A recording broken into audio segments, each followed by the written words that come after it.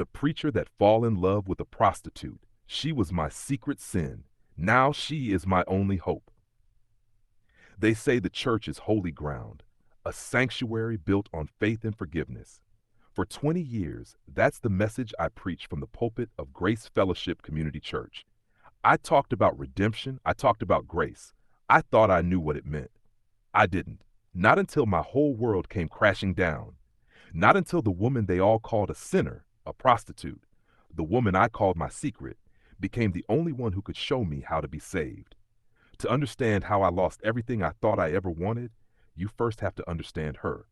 Her name is Lena, and our story didn't start in the light. It began in the shadows, on a rain-slicked street where mercy was just a word I preached, not a life I lived. My life looked perfect on the outside, a series of carefully managed moments, the confident sermon on Sunday, the firm handshake at the church door, the compassionate nod in board meetings. I was Pastor David, a pillar of the community, a man people trusted, but behind the stained glass and the smiles, there was just an emptiness, a loneliness that no potluck or prayer meeting could ever fill. The weight of being everyone's moral compass was crushing, and I had no one to confess my own doubts to. I was a lost shepherd. Then one night, my carefully built world just stalled. A flat tire on a deserted road, miles from the manicured lawns of my congregation. It was late. The rain was coming down hard, and that's when I saw her. Lena. She wasn't at a bus stop. She was under a flickering street lamp, the kind cities forget to fix. Her face a mix of exhaustion and defiance. It wasn't what you might think. She didn't approach me. I was the one who was desperate. I asked to use her phone. She just looked at my clerical collar, a hint of amusement in her eyes, and handed it over without saying a word.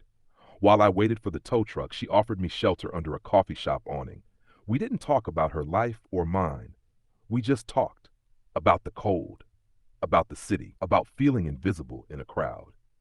For the first time in years, I wasn't Pastor David. I was just a man talking to a woman who saw how tired I was behind the title. I could see her past in her eyes, a story of survival that led her to those streets. I saw she wasn't some sinner to be saved. She was just a person trying to endure. That one night turned into my quiet little rebellion. A coffee in the next town over, a meal in a diner where nobody knew my name. I learned about her dream, a small bakery. She had a sketchbook, and it was filled with drawings of cakes and pastries, a whole future she was sketching for herself in the margins of her present. She wanted a new life, a way out, and in her hope I saw a strange reflection of my own. I realized I was trapped too, in a life of performing piety, just longing for something real. I told myself I was helping her. I gave her money for a deposit on an apartment to get her away from the life she was trying to escape. I helped her sign up for a business course. I called it charity, a ministry. But it was more than that. She was the only person who didn't want something from my faith. She just wanted my humanity, and I was falling for her.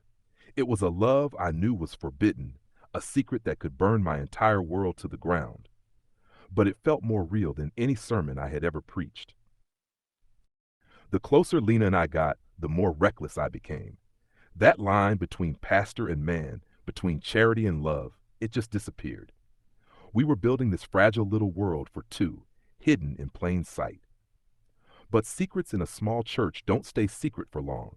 They always find an ear. It started with Deacon Miller, a man whose faith was all rules, no grace. He saw us one afternoon, just sharing a laugh in a park a couple of towns over. It was innocent, but I could tell from his eyes that he saw something else. He saw a crack in the pillar.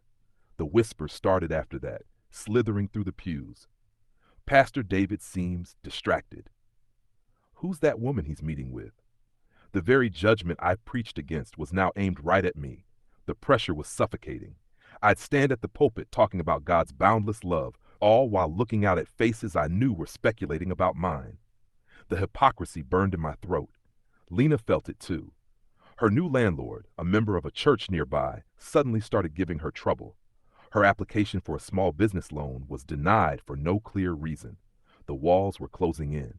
She could feel the rejection, the fear that her past would always be an anchor. The breaking point came on a Tuesday. Deacon Miller. feeling righteous and holding a grainy cell phone picture called an emergency meeting with the church elders. The photo was of me, my hand on Lena's, as we sat in my car. It wasn't damning, but it was enough. The confrontation was brutal. I wasn't their pastor anymore. Suddenly, I was on trial. Words like scandal, immorality, and betrayal were thrown at me like stones. They didn't ask about love or her humanity. All they saw was the prostitute and the pastor. They only saw the stain on their perfect reputation. I tried to explain about her dream, her heart, the woman I knew, but they weren't listening. They couldn't see past her label. The next Sunday, I wasn't at the pulpit. I was the sermon. From the back pew, I listened as Deacon Miller announced my indefinite leave of absence, pending an investigation into my moral failings. The news spread like wildfire. My name used to mean faith. Now it just meant scandal. And Lena's name, which they dragged out into the open, became a target for harassment. The fragile new life I'd helped her start was shattered. And standing in the rubble, I realized my secret sin didn't just cost me my ministry. It had destroyed her only hope. The fallout was absolute. The church I'd called home for 2 decades didn't send a letter. They just excommunicated me with silence. My phone stopped ringing. People who once asked for my advice now crossed the street just to avoid looking at me. I'd lost my job, my reputation, my community. I was alone in the silence of my empty house. But I wasn't completely alone. Lena was in her own storm. She was evicted from her apartment, her bakery dream now just a cruel joke. She was right back where we started, only worse. Before, she was anonymous. Now she was infamous. The scarlet letter wasn't just on her, it was on both of us.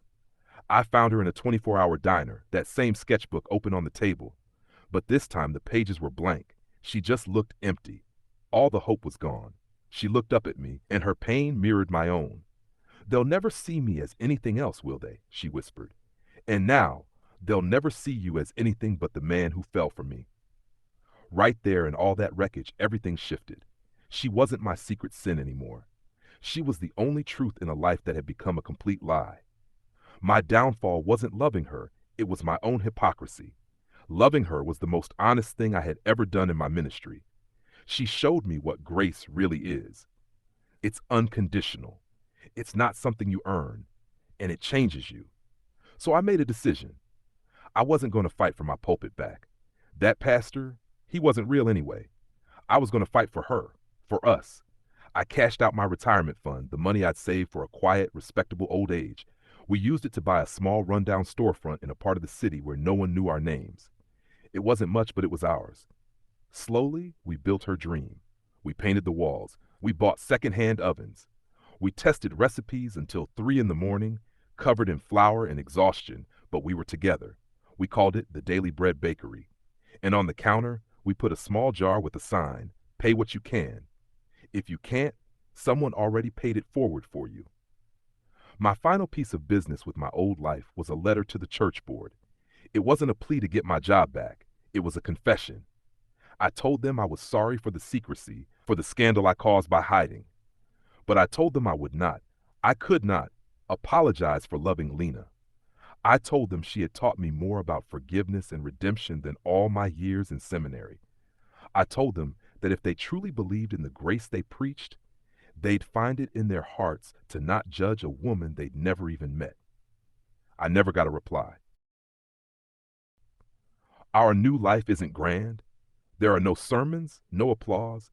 Our ministry is in the quiet hum of an oven, the smell of fresh bread, and the dignity we offer every person who walks through our door. We didn't just build a bakery. We built a new kind of sanctuary. We lost a church, but we found our faith. We lost our reputations, but we found our redemption. It wasn't the life I planned, but it's a life of grace, a life of truth, a life I built with the woman who was my secret sin and is now and forever my only hope. So what do you think? Can true love and redemption be found in the most unexpected and condemned places? Does grace have limits? I'd love to read your thoughts in the comments below. And if you believe in the power of second chances, subscribe for more stories that challenge the heart and inspire the soul. I read every comment,